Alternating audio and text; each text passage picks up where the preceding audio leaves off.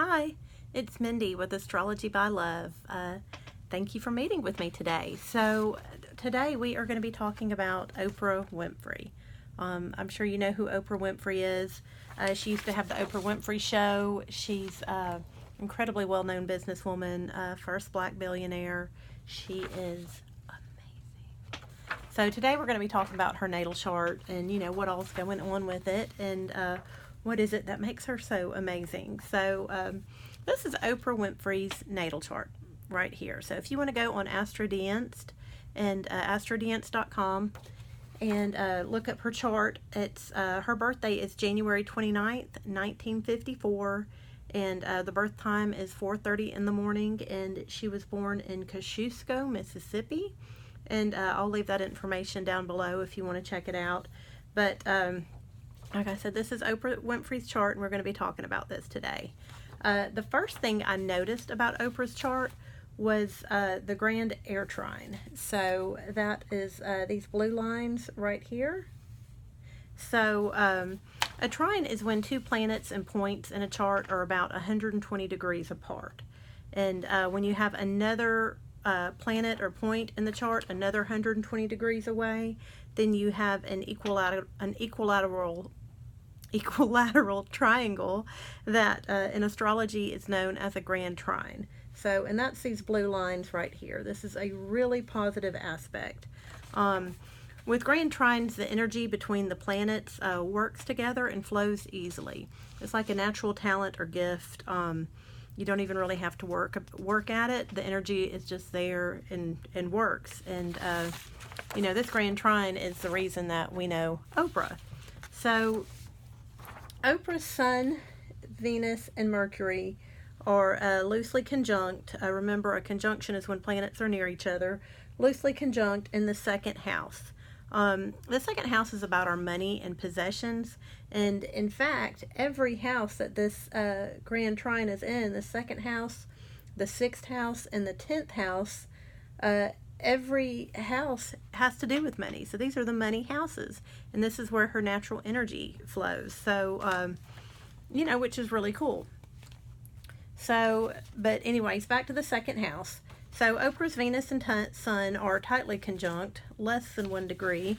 And when the Sun is in the second house, so that's right here, a person feels really good about themselves, really only when they have more money and possessions than is necessary. So when they're affluent and they're abundant, that is when a Sun in the second house person feels good. You know, and so Venus is conjunct the Sun in the second house, and that brings Oprah a sense of beauty, well-being, softness, kindness that draws people to her because of that. And you know, so her appreciation of luxury and beautiful things is also wrapped up in Venus, and that's also in the second house of possessions. So you know, Oprah's been very generous on her shows over the years, giving away cars and sheets and books and everything. And, you know, that comes with this Sun and Venus conjunction in her second house. So, you know, how Oprah feels about herself depends on the luxury that she surrounds herself with. Her Sun and Venus also have a very loose conjunction to Mercury. So the Sun and Mercury about 10 degrees away. That's about as loose as a conjunction can get. In other videos, I've talked about how a lot of celebrities have the Sun and Mercury conjunct, and Oprah's no different. Anytime the Sun or the Moon is involved in a conjunction with another planet, you have a 10-degree orb there. So after it goes wider than 10 degrees, you tend to lose the energy. You don't feel it anymore. And anyway, so Mercury is involved in this Sun-Venus conjunction here, even though it is a very loose conjunction. So, and it, you know, it shows that Oprah, you know, we know that she feels better about herself when she's surrounded with luxury. She speaks well. She has beautiful energy, beautiful things. And this Mercury conjunction there shows, you know, the thinking is also there in the speech. And we know Oprah for her beautiful words. So this isn't a surprise. This is definitely Oprah. And it's fantastic energy. So it also trines Jupiter in the 6th house. So that blue line goes from there to there, Jupiter in the 6th house. The sixth house is about our daily routines. A lot of times, if a person's self-employed, they have planets in the sixth house. Jupiter is about abundance. It's about expansion. It's the largest planet in the sky.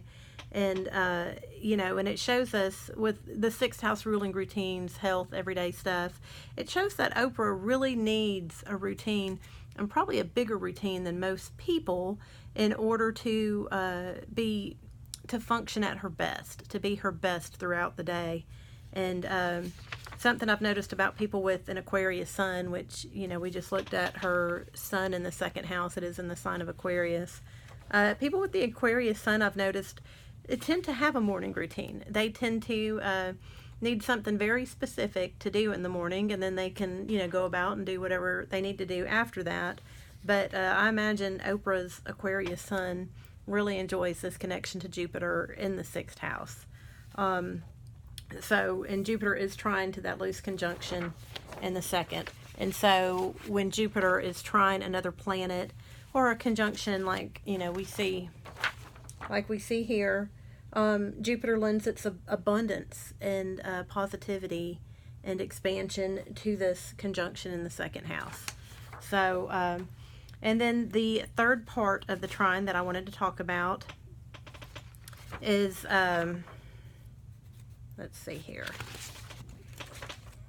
is going to be Neptune here in the 10th house. So Neptune can be a little bit of a tricky planet. So Neptune is the planet of fantasy, illusion, artistry, spirituality. So it can play out a couple of different ways. It has positive and negative energies. Our 10th house is the house of public accomplishments. It's how people see us. It's, the tip of the iceberg. There's all this work down below, but people see the tip of the iceberg. That's the 10th house. And so Neptune is there, and then it's close her MC. The MC line tells a lot about what we do for work, what we are wired to do for a living and to be successful. With having your MC in Libra, it's also called the midheaven, but having the MC or the midheaven in Libra shows that graciousness, balance, and harmony will be important in your work, as will be being a leader. And, once again, that sounds just like Oprah. So we definitely know her to be a leader and to be very well spoken, and to not, I can't say not cause waves, but she just does it with such elegance. So, and anyways, Neptune is nearest to the MC and trine Jupiter, so it lends its influence to that. So, this energy of fantasy, imagination, delusions, and all that, it can play out negatively in people's charts sometimes. It can, can show up as deception, can show up as drug use. But, here Oprah has used it as like spiritual enlightenment. So it's an intuition. It's, a loving, it's a good thing, but it can play out either way. But with the contacts from Jupiter and Venus and the Sun over here, these are all super positive planets. And, Oprah really is like a spiritual mentor to a lot of people. So anyways, that does sound like Oprah. And, she is known for her beauty, kindness, gracious speaking, spirituality, and abundance, all working together, just like in this grand trine, just like we just saw. So go Oprah. Now that was just the first thing I noticed. So that was the grand trine. Next, I wanted to talk about Saturn and Scorpio. So right here, that looks like little H with the cross. So Saturn and Scorpio is square her Venus and Sun, and that's you can see the little red line there. That's a 90-degree angle. That's a rough, kind of difficult energy. It's a really hard aspect. So when either Venus or the Sun are at a 90-degree angle to Saturn, the person with that in their chart can suffer from really low self-esteem, and especially early in life.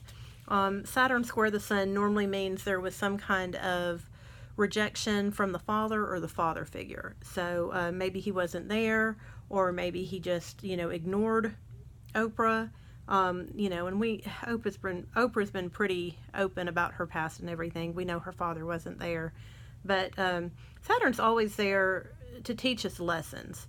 And so, you know, so when it's square, when Saturn and the Sun are square, you can suffer from feelings of isolation and being self-critical.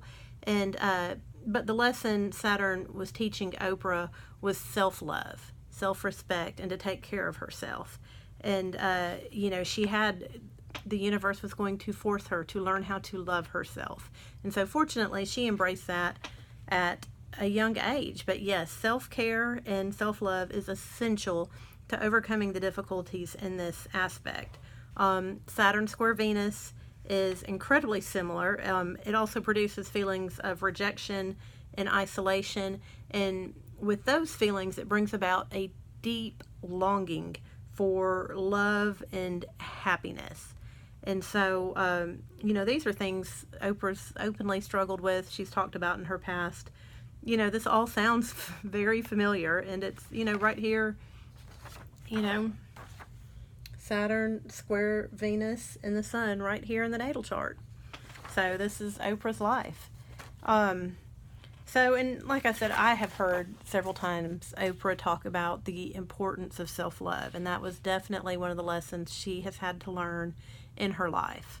And so Oprah also has Chiron and the North Node tightly conjunct together in her first house. So that's right here. Here's Chiron, the little K, in the North Node.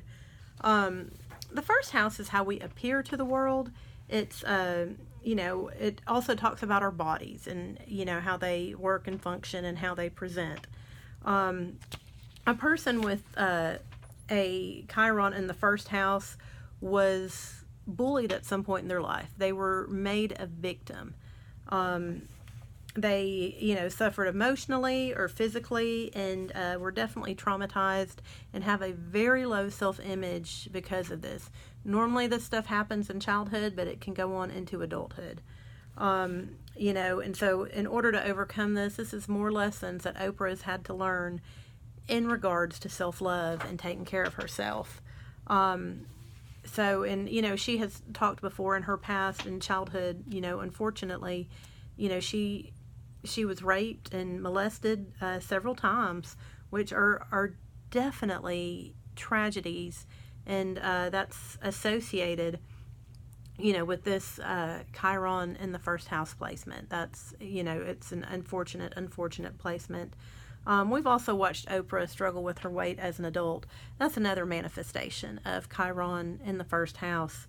And, you know, Chiron is not all bad. Chiron is where we are wounded, but it's also where we heal. And so, you know, when we are healed, we are able to reach out and help others who have been through that role, who have been through those experiences. And so, you know, like I said, Oprah's North Node is conjunct Chiron. So your North Node is your destiny in life. It's and when it's in the first house, it shows your need to be an individual. Your need to be able to rely on yourself and take care of yourself and to develop self-confidence. And, you know, to be able to rely solely on yourself if need be. And so I love that Chiron and the North Node are conjunct in Oprah's first house, because that really is, she has been through a lot. She has learned to love herself, and she is sharing that. That's her destiny, is to teach other people how to love themselves and how to care for themselves, and she is doing it super well. So, anyways, that's part of her destiny, and yeah, I think she's doing a really great job.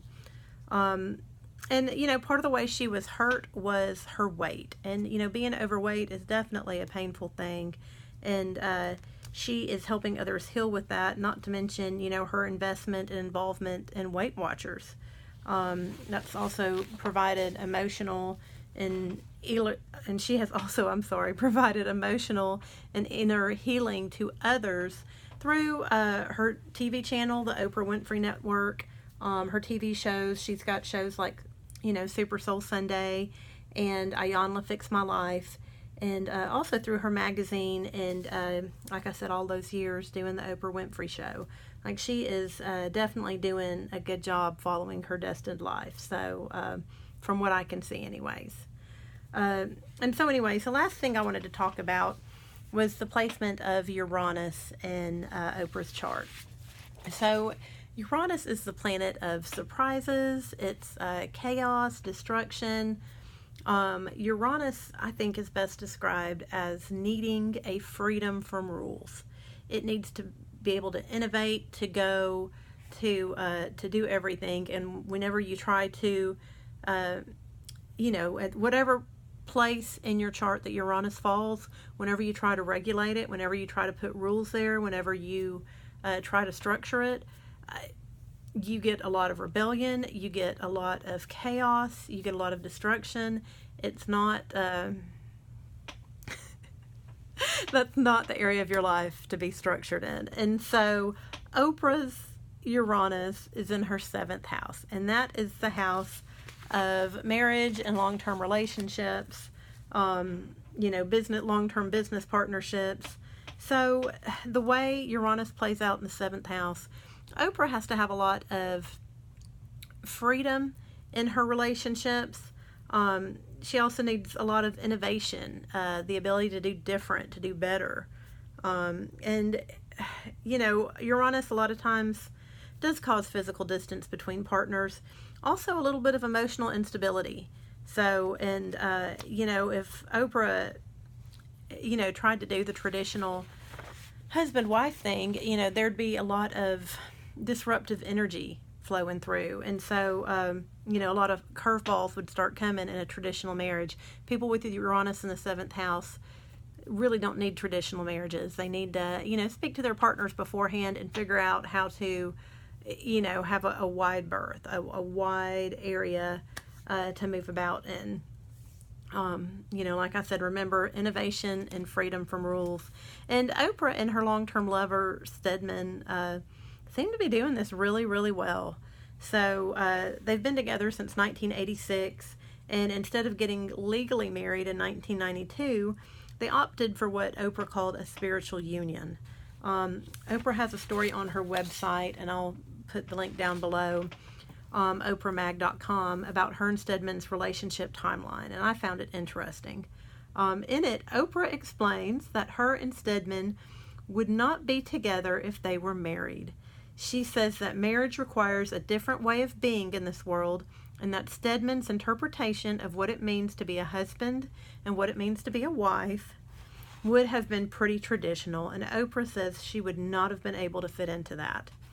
That's a perfect description of Uranus in the 7th house, and I applaud Oprah for recognizing that and staying true to herself in that. So she's definitely an inspiration to me and to many. So anyways, that's it for today. That's Oprah Winfrey's chart. I do have my website up now. The link is down below. Please like and subscribe to this channel. I've also got some really cool astrology t-shirts on the website, so check those out. And also some basic explanations of astrology on the website as well. So I'm Mindy Dunn.